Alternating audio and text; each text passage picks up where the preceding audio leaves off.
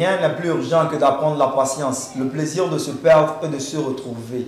C'est ainsi que s'ouvre notre et votre émission Central Togo TV Sport. Central Togo TV Sport est une émission qui vous parlera bien sûr du sport, mais à la base du football national et international. Tout ceci avec la présence des grands consultants venus de partout. Sans trop tarder, avant la présentation des différents consultants, je tiens à vous présenter les différents titres. Aujourd'hui, au primo abord, nous parlerons du championnat national de première division. Après une journée passée, quels sont les résultats? Quelles ont été les équipes qui ont dominé? Mais quelles sont les équipes qui devront redoubler d'efforts? Et deuxièmement, nous parlerons bien sûr de nous parlerons des joueurs de l'équipe nationale togolaise. L'équipe nationale togolaise doit-elle faire plus d'efforts ou elle doit juste rester dans sa zone de confort? À quand la prochaine CAN? Ça sera bien sûr avec nos consultants. Mais dès à présent, sans tarder, je vous présente mes consultants venus de partout. À ma droite, je vous présente, il se nomme M. Abdoulaye Nazif, consultant sportif et aussi coach de football. Bonsoir, M. Nazif. Monsieur Hassan, bonsoir. Bienvenue à notre émission. Merci. C'est toujours avec le plaisir. De l'autre côté, maintenant, je tiens à vous présenter le grand consultant, fan de sport, toujours en train de faire des recherches un peu partout. Il se nomme M. Ridouane, consultant. Bonsoir. Bonsoir, monsieur Hassan. Bienvenue à notre émission. Merci beaucoup. Le plaisir est partagé. Le plaisir est partagé. Il n'y a pas de problème. Nous aussi, on ressent encore ce plaisir quand on vous voit dans nos locaux, quand vous venez ensemble pour qu'on puisse décrypter ces informations. Ça nous fait encore plaisir. Mais comme je vous l'annonçais dans les titres, nous allons commencer le numéro 1 de cette émission, la première partie. Vu la première partie est ainsi, nous parlerons du championnat national de première division. Après une journée, quelles sont les fortunes diverses? Plusieurs équipes se sont affrontées sur différents stades. Quels ont été les scores de ces différents matchs? C'est tout de suite, bien sûr. Tombo l'emporte 2-0 face à Semassi de Sokodé. Gomido l'emporte 1-0 face à Dynamique Togolais. Dans un derby loméen, l'entente de joue par égal avec l'AS OTR.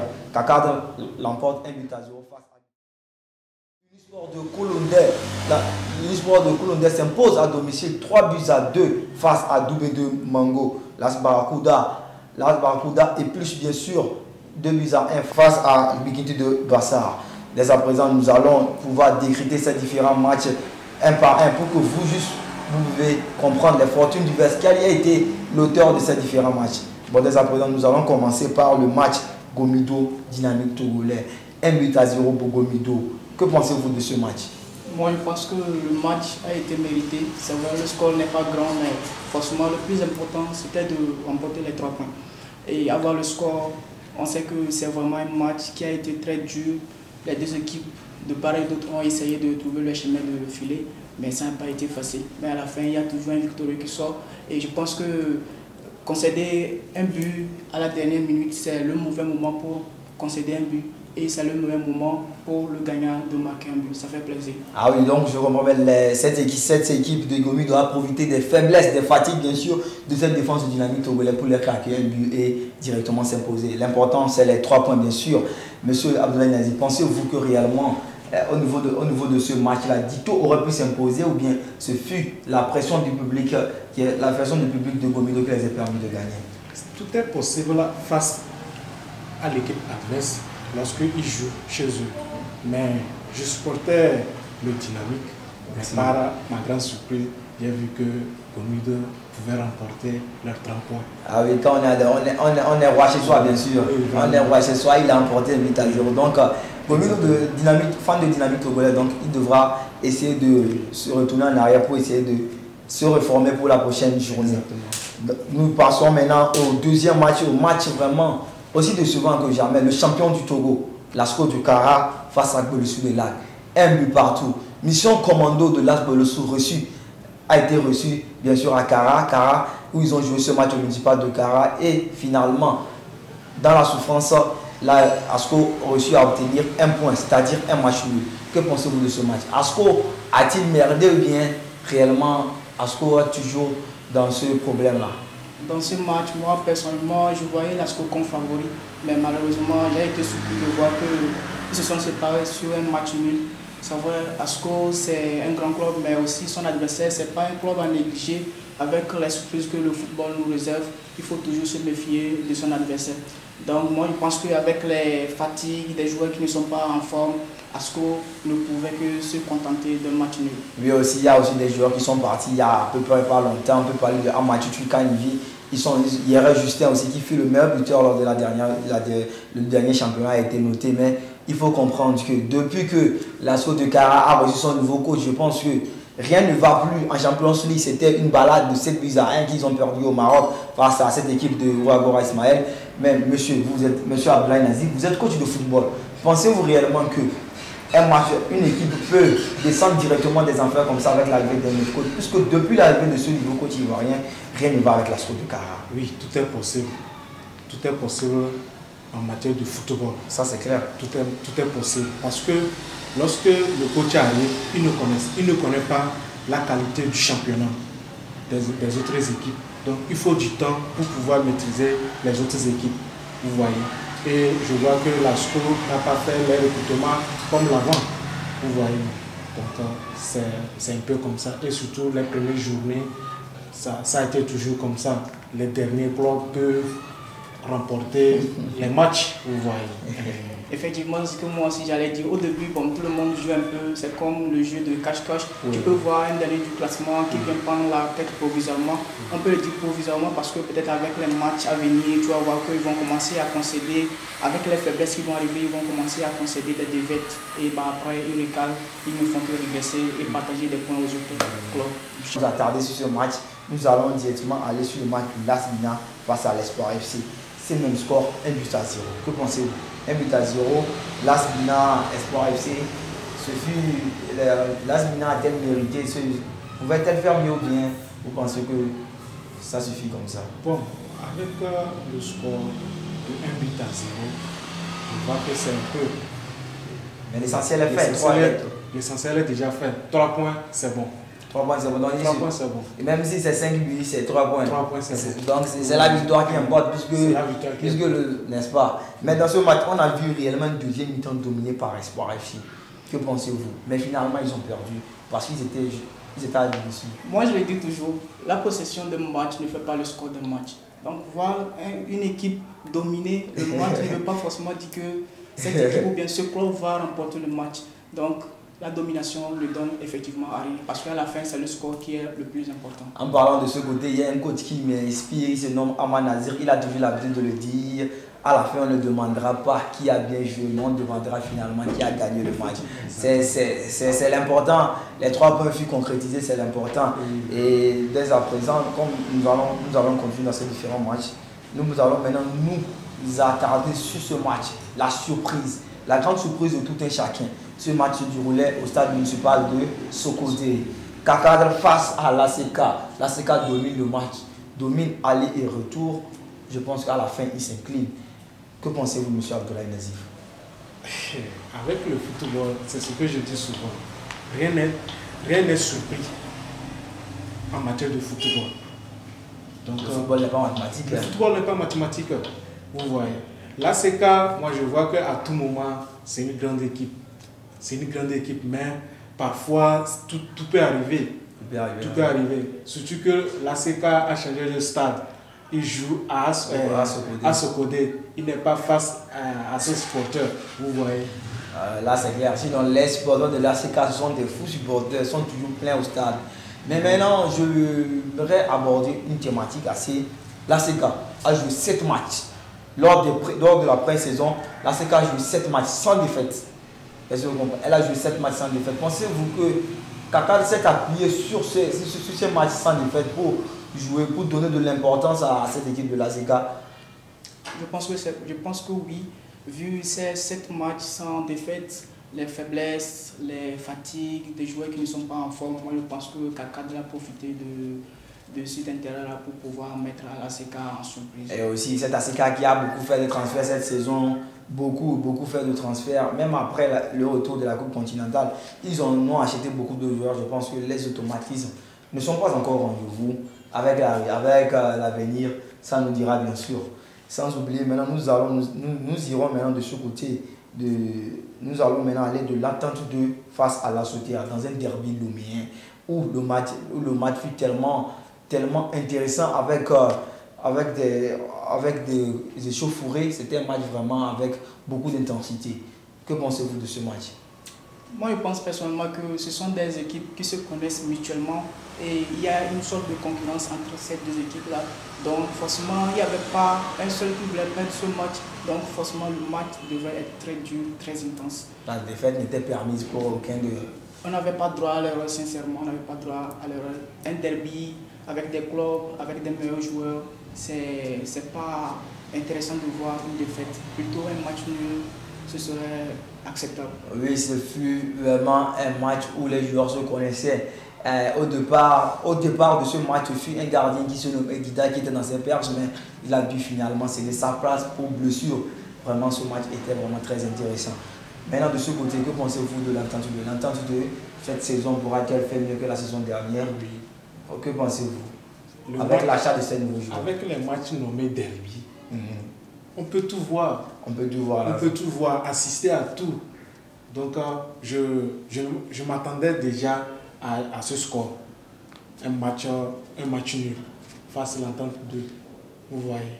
Donc, je veux que dorénavant, par rapport à l'entente 2, c'est-à-dire les apports de solutions par rapport à l'entente 2, c'est-à-dire la saison qu'il avait fait l'année passée. Donc, elle doit faire mieux. Donc, là, c'est vraiment pour tout club à l'obligation de le faire mieux que la saison dernière, c'est toujours cette obligation. Maintenant, nous allons au niveau de l'avant-dernier match. Barracuda face à Bikintu de Bassa, 2-1. Que pensez-vous de ces différents matchs? Pensez-vous réellement que Bikintu de Bassa pouvait-elle s'imposer à l'extérieur avec ses nouveaux cadors, ou bien c'est parce qu'elle est encore novice? Elle vient tout juste de monter en première division. On connaît tous la capacité de Bikintu à faire des matchs intéressants. C'est un grand club du Togo et la victoire forcément était de leur côté, je peux dire à 115%. Donc la victoire était vraiment méritée.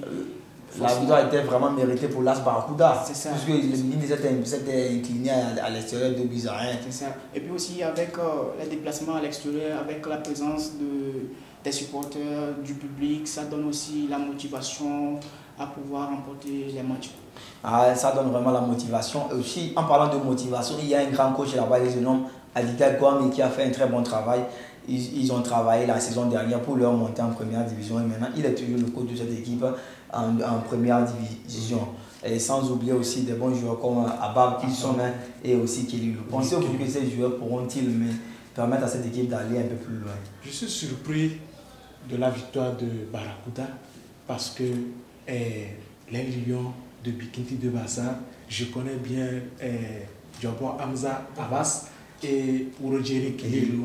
Avec leur défense, quand je suis leur match, je suis tellement fier. Je vois que personne ne peut pas passer. Mais par rapport à la victoire de l'AS Barracuda, je ne peux pas essayer de les critiquer parce qu'ils sont en déplacement. Ils sont en déplacement. Vous voyez. Puisque quand on joue à l'extérieur, le match prend une autre tournure qu'on l'a joué à domicile. Oui, ça c'est clair. Puisque on ne peut pas aller vouloir imposer sa force sur quelqu'un, mais quand vous arrivez à l'imposer, vous êtes des meilleurs. Maintenant, nous allons revenir dans la région centrale pour parler de nos deux grandes équipes. Unisport face à Doumbé de Mango. 3-2 pour Unisport de Colombey.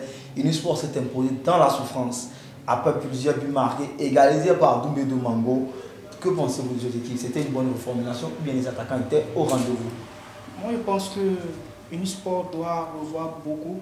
On a tous vu que le match n'a pas été facile pour eux. À chaque fois qu'ils marquaient, l'équipe adverse ne tardait pas à revenir au score. Et on peut dire que c'est une porte de sortie pour Unisport vu qu'ils ont claqué le troisième but pour pouvoir remporter le match. Donc ça pourrait être plutôt un match nul avec cette capacité et une équipe qui a fait une très belle performance, occuper la première place du championnat, défier les grands clubs de la région comme les Semassi.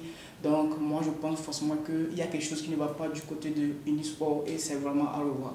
Oui, je pense que beaucoup de choses sont à revoir au niveau de Unisport aussi, la défense aussi qui a pris ces deux buts aussi. Mais pour le moment, pensez-vous réellement que cette équipe de Doumbé de Mango qui arrive à marquer 2 buts face à Unisport de Colombey envoie déjà un message fort à ces adversaires qui joueront contre elle pour les dire que attention, nous allons marquer contre vous si vous vous mettez sur notre chemin. Pensez-vous que Doumbé de Mango, qui vient à peine de monter en première division, peut-elle faire de meilleures choses? Toubé de Mango peut faire mieux avec le score qu'ils ont essayé de mener sur le stade de Sokodé face à les académiciens de Koulondé. Les académiciens? Oui. Marquer 2 buts à l'extérieur, ce n'est pas facile. Je félicite les attaquants de Doumbé parce qu'ils viennent d'entrer à la première division. Donc ce n'est pas facile. C'est pas facile. Donc je les encourage de mieux, c'est-à-dire de mieux, faire pour remonter l'équipe. Pour remonter l'équipe, mais je tiens directement à lancer un appel à tous ces gens-là qui nous suivent en direct. La prochaine journée approche à grands pas, mais vous pouvez tout simplement aller directement dans la barre de description, essayer de donner des informations sur les prochaines journées. Il y aura plusieurs matchs, essayez de donner votre score, votre avis, et la semaine prochaine, on se fera plaisir de lire ça devant vous aussi. Là, vous aussi, pouvez aussi participer à cette émission comme vous le voulez. Maintenant, nous allons continuer. Maintenant, le dernier match que nous allons discuter, c'est bien sûr Tombo face à Semassi de ce côté. Ce match se déroulait au stade municipal d'Atagbamé. 2-0 pour Semassi, 2-0 pour Tombo FC. Que pensez-vous? C'est décevant. Personnellement, je peux dire que c'est décevant. Voir que Semassi fait partie des meilleurs clubs. C'est décevant pour Semassi, bien c'est décevant pour Semassi, sincèrement, c'est décevant. Se faire battre par 1-0 jusqu'à 2-0, forcément, c'est décevant. Et je pense qu'il y a beaucoup de choses qui ne vont pas bien dans le staff des guerriers de Tchaoudjo. Et voir Tombo battre Semassi, sincèrement, c'est pas acceptable. C'est pas acceptable. Ils ont fait un mauvais match de tous les côtés. Les défenseurs qui ne se positionnaient pas bien avec des erreurs qui se payaient directement et puis cash. Donc Semassi doit vraiment revoir son rôle. Mais pensez-vous que quand les moyens ne sont pas là, ça peut marcher? Bon, comme on l'a dit, comme un grand journaliste, un passionné de foot aussi, c'est un grand passionné qui me plaît beaucoup. Il dit que quand un chien n'est pas bien nourri, les voleurs finissent par entrer facilement dans la maison. Donc moi je pense qu'on doit apporter toutes les solutions nécessaires pour Semassi. Je pense que Semassi manque beaucoup de choses. On peut voir que sur le marché des transferts, il n'y a pas eu grand chose. Un peu de rigolade, d'aller vers la Côte d'Ivoire, prendre certains attaquants. Je pense que forcément il faut redoubler les efforts. Il faut redoubler d'efforts. Je pense que les moyens doivent être mis à la disposition du coach et des joueurs pour leur permettre de réaliser une très belle saison. Nous pouvons déjà voir plusieurs équipes qui arrivent à sortir de la tête de l'eau, qui ont failli être reléguées la saison dernière, mais grâce aux moyens qui ont été mis par le président et tout le conseil de discipline, je pense que tout a marché. Maintenant, nous irons maintenant Semassi, Tombo, 2-0. Semassi manque-t-il d'attaquant ou bien c'est la défense qui pêche? Bon, je peux amener quelques idées à propos de ça. Je vois que Semassi, les dirigeants de Semassi ont quelques problèmes.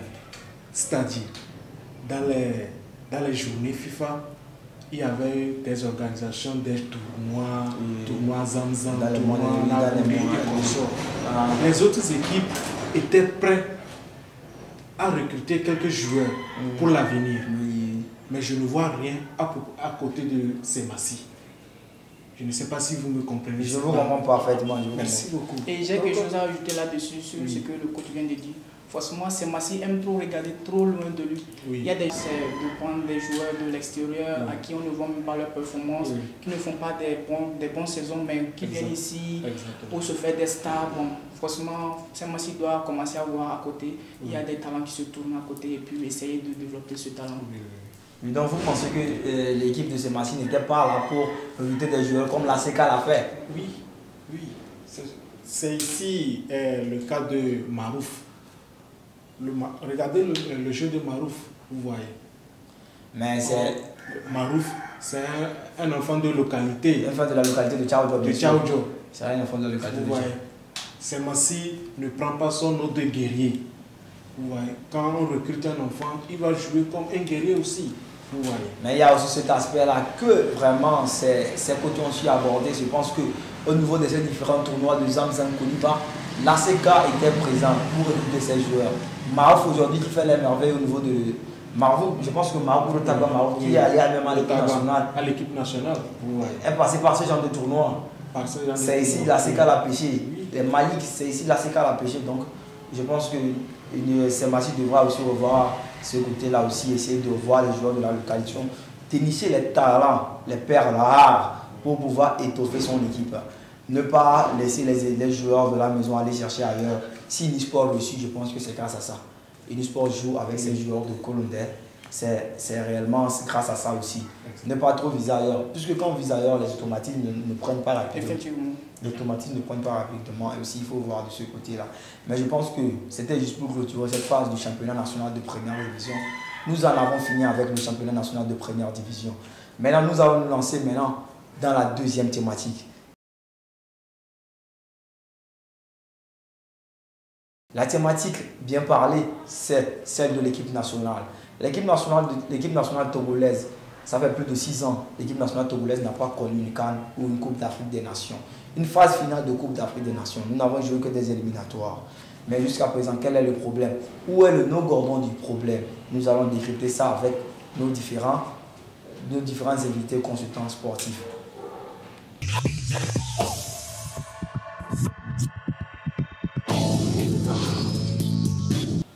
Et comme je vous le disais, en parlant de l'équipe nationale togolaise, la dernière fois, la fédération sortit un communiqué en annulant le match amicaux qui ont été prévus lors des fenêtres FIFA par force de moyens.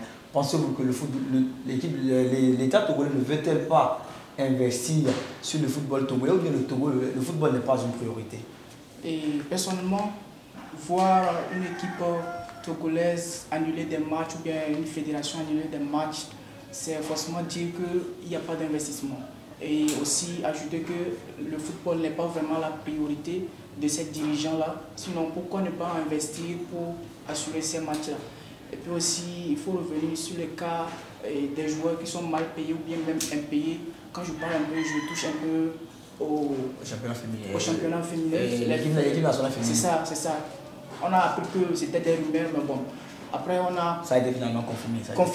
On a confirmé l'information des joueuses locales qui n'ont pas été payées alors qu'ils étaient appelés pour assister à des matchs. Oui, ils ont été appelés pour assister à des matchs qui n'ont pas été payés. Mais finalement, tout est revenu dans l'ordre. Je pense que Madame la ministre a pris le dossier en main, elle a réglé tous ses joueurs.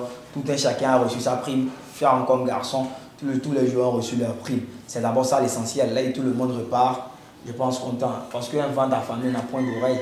Si on appelle des joueurs sur lesquels on n'est pas prêt à investir, ils ne seront pas prêts aussi à louer le maillot pour l'équipe nationale.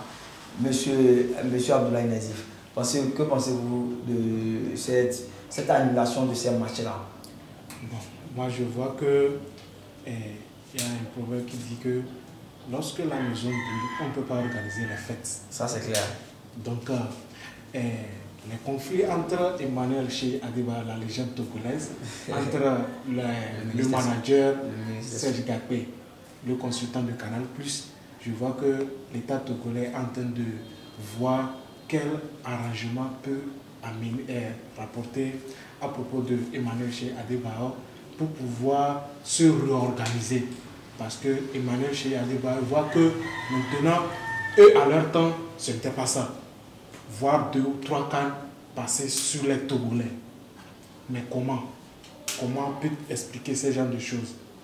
C'est décevant, vous voyez. C'est vraiment décevant. Je pense que ça, c'est pas une habitude pour l'équipe nationale. Avez-vous quelque chose à dire, bien sûr? Oui, j'ai quelque chose à dire. Moi, je vais dire forcément que Emmanuel Adeba, c'est une légende, mais ce n'est pas forcément lui qui investit ou bien qui finance la fédération togolaise. C'est vrai, il peut apporter beaucoup de choses avec cette expérience qu'il a eu un peu à l'extérieur, en Europe et puis aussi en Turquie.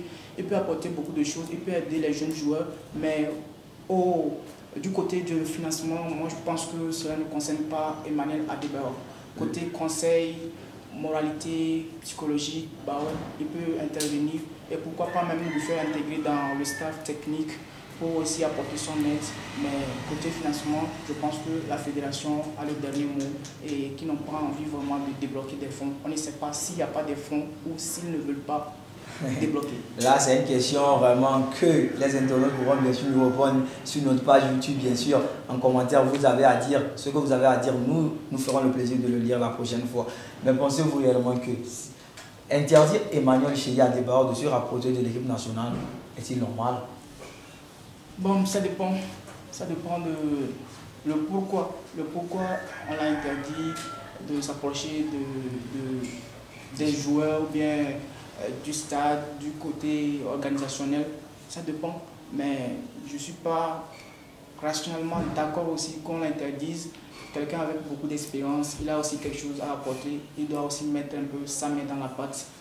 Et bah, l'interdit, c'est pas forcément avoir raison. Ah oui, merci beaucoup pour votre différentes interventions. Je pense que nous allons clôturer ce chapitre-là, bien sûr, comme ça. Mais bien avant, nous lancerons bien sûr sur ce dernier chapitre. Nous reviendrons bien sûr.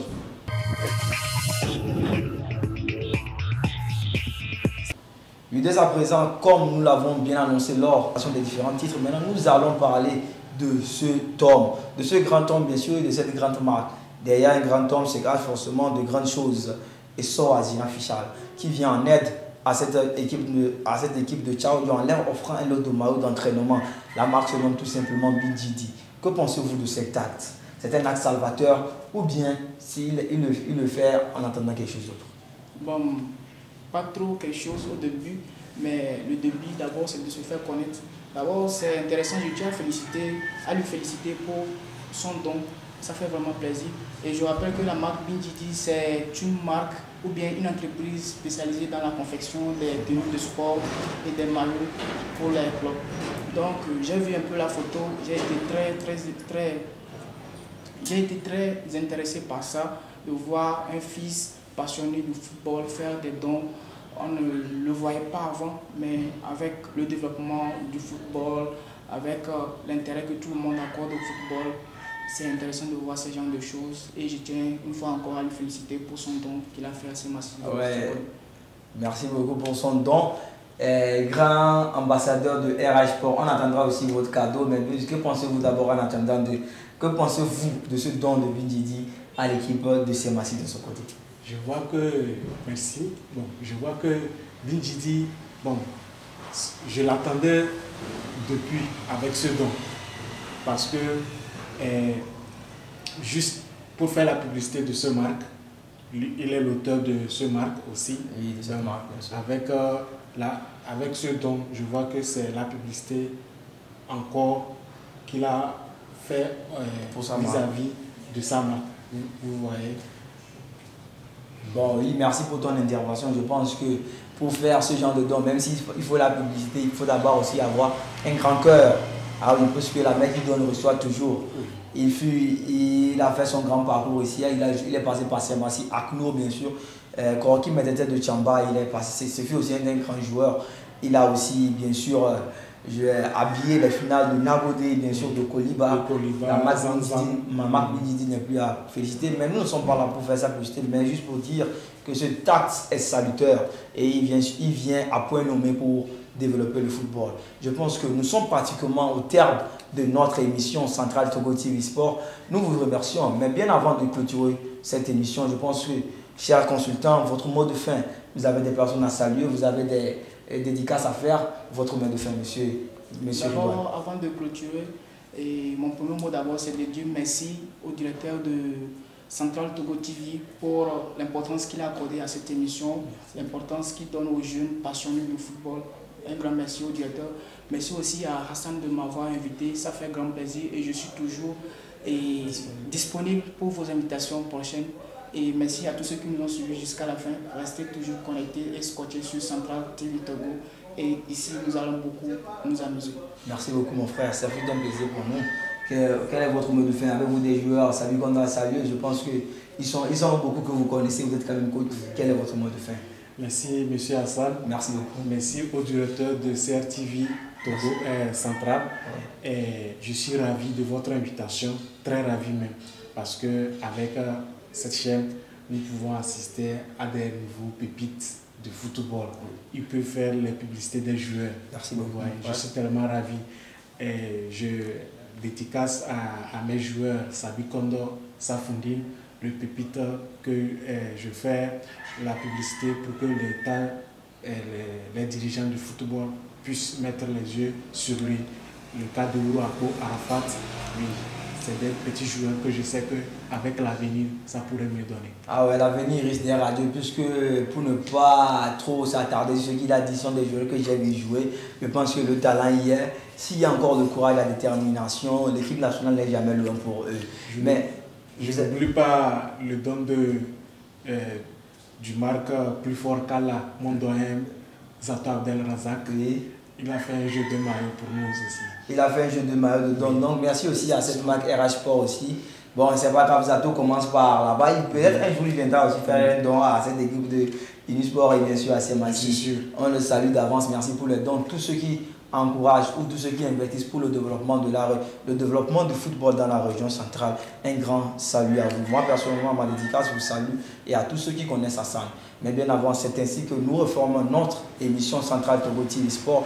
Nous vous remercions de nous avoir suivis, mais retenez ceci, dans la vie, si vous ne vous prenez pas au sérieux, personne ne vous prendra au sérieux. Car dans cette vie, il y a des personnes qui sont prêtes à traverser des milliers de kilomètres pour vous enterrer, mais incapables de traverser juste la route pour vous sauver de votre vivant. Ça serait tout pour aujourd'hui. Nous vous donnons rendez-vous la semaine prochaine. Au revoir. Bye.